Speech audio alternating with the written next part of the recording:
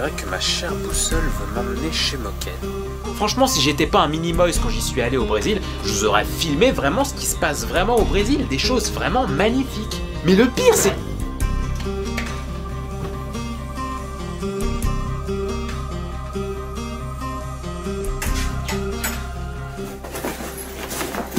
Alors c'est là que vous étiez, hein. Il va le regretter de vous avoir enfermé là-dedans.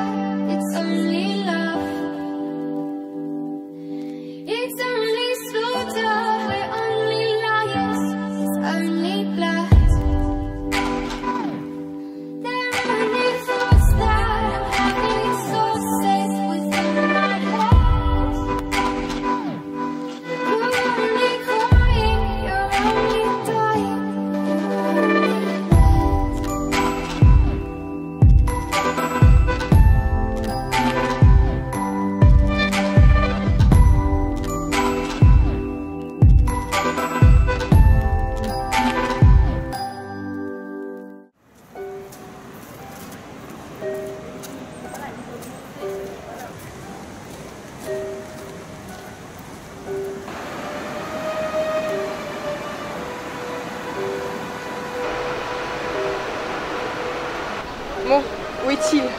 Mais c'est quel écran encore? Pardon? Non mais je t'explique, il est plus ici. On s'est débarrassé de lui, il n'existe plus. Vous rigolez? Le monde ne se portera que bien mieux sans lui. Cette vie n'a pas besoin de dommages collatéraux. Elle n'a pas besoin d'un clown. Vous mentez. Vous n'auriez jamais pu lui mettre la main dessus. Mais c'est qu'elle est bornée. Tu crois vraiment que je me trouve avec ceci en ma possession si je ne lui avais pas mis la main dessus? Crois-moi, tu devrais l'oublier. Pourquoi m'avez-vous appelé? J'attends de toi que tu diffuses cette info. Raconte à tout le monde en ville qu'on s'est débarrassé de lui et que plus jamais ils ne pourront compter sur lui. Et pourquoi je ferais ça? Tu étais une grande amie à lui, non? Je suis sûre que tu serais prête à tout pour ne pas que les gens l'oublient. Je t'offre l'opportunité de remédier à ça dès maintenant. Il y a d'autres façons de faire perdurer ce qu'il était. Si tu fais pas ce qu'on dit, on s'en prendra aussi aux autres membres de votre petit groupe. Allez, bonne continuation à toi.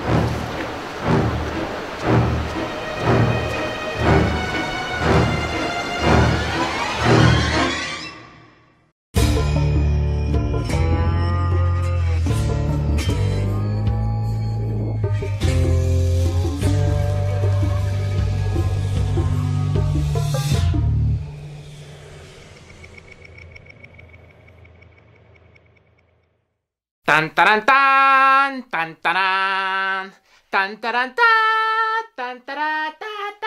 Salut à tous amis terriens, ici Moquetto et je vous souhaite la bienvenue dans cette 5e saison. Alors vu que c'est un nouveau départ et s'il y en a qui me découvrent avec cette vidéo, sachez que Moquetto ce n'est qu'un pseudonyme donné par ma grande sœur il y a très longtemps à cause de mes cheveux qui ressemblent à de la moquette. J'ai toujours pas compris pourquoi elle fait médecine au lieu d'humoriste. Pourquoi ces vidéos? Lorsque certains adolescents avaient besoin de tenir un journal intime pour s'exprimer, et ben moi j'ai préféré me tourner vers la vidéo pour raconter mon aventure qu'est la vie, pour parler de tout mais surtout de rien. Et récemment je me suis tellement impliqué dans les vidéos que j'ai réussi à dédoubler mon esprit et à créer des personnalités multiples.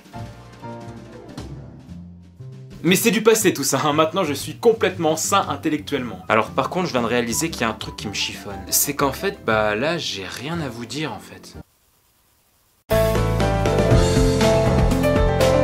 Enfin non, non, c'est pas exactement ça. C'est pas que j'ai rien à vous dire, mais c'est qu'il s'est passé tellement de choses en 4 mois que je sais pas par où commencer. Bon alors on va faire autrement, hein. Ce que je vais faire, c'est que je vais reprendre tout à zéro et vous faire un bref résumé de tout ce que j'ai vécu en 4 mois.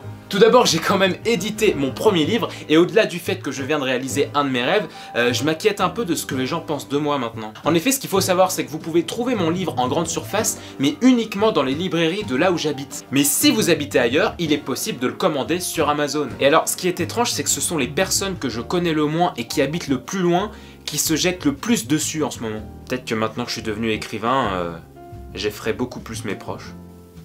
Tiens, c'est Antoine là. Il a changé, tu trouves pas? Ouais, grave. Depuis qu'il a édité son premier livre, il a pris la grosse tête, c'est un truc de dingue. De toute façon, je l'ai toujours dit, il faut être très effacé pour devenir écrivain et c'est exactement ce qu'il est. Il est pas du tout intéressant comme gars. T'as envie de lire son livre, toi? Ouais. Et toi, tu vas l'acheter? Non. Moi non plus. Aussi cet été, je suis parti en Croatie avec mes parents pour la première fois sans ma grande sœur. Alors je pourrais vous faire des sketchs pour parler de ce qu'a été ma douleur de passer 2 semaines avec mes parents sans ma grande sœur adorée.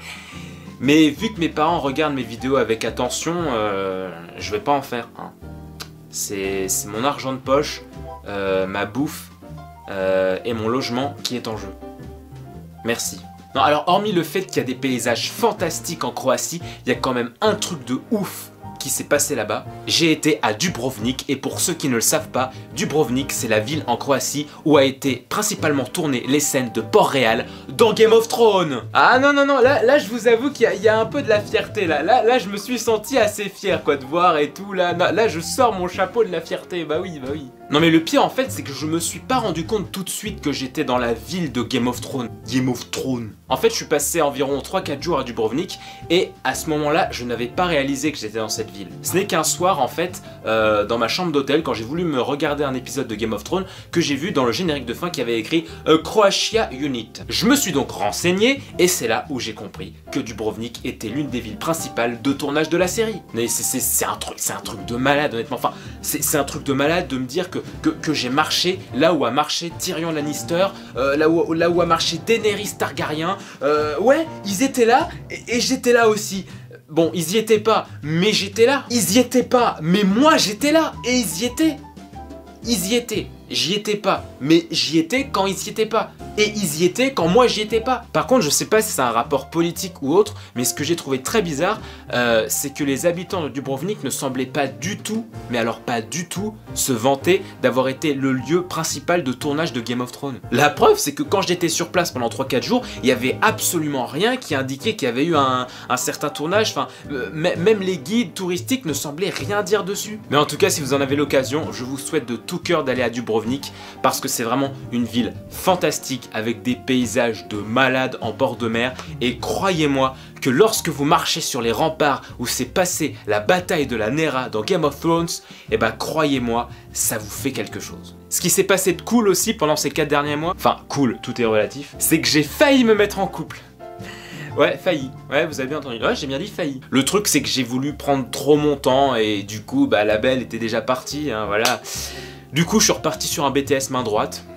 Je pense que je vais finir ça et puis après, je verrai. Par contre, pour parler de quelque chose de beaucoup plus joyeux, j'ai eu, pour la première fois de ma vie, un iPhone. Voilà, ça y est, enfin, je peux carrément me la péter et dire cette phrase légendaire que je rêvais de dire depuis des années. Excusez-moi, vous auriez un chargeur d'iPhone? Putain, il pèse le gars. Oh, je jouais.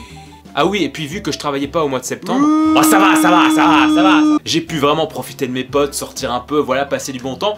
Et je me suis rendu compte que j'amusais pas mal la galerie parce qu'il paraît que j'imite pas trop mal Maître Gims au niveau des gestes. Je suis tombé, je suis en train de me noyer, je sens la douleur monter, je vois les gens s'éloigner. Je te dis que ça n'arrivera pas, ça n'est pas pour toi, non, ça n'arrivera pas.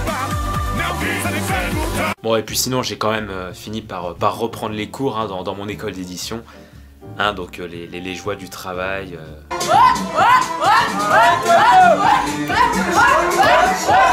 Avec beaucoup de sérieux, hein, du sérieux. Voilà, donc j'espère que cet épisode redémarrage vous aura plu. N'hésitez pas à la partager autour de vous, sur les réseaux sociaux, etc., etc. Vous pouvez rejoindre ma page Facebook et me suivre sur Twitter si le cœur vous dit. Et je sens que cette nouvelle année va être remplie de joie, c'est moi qui vous le dis.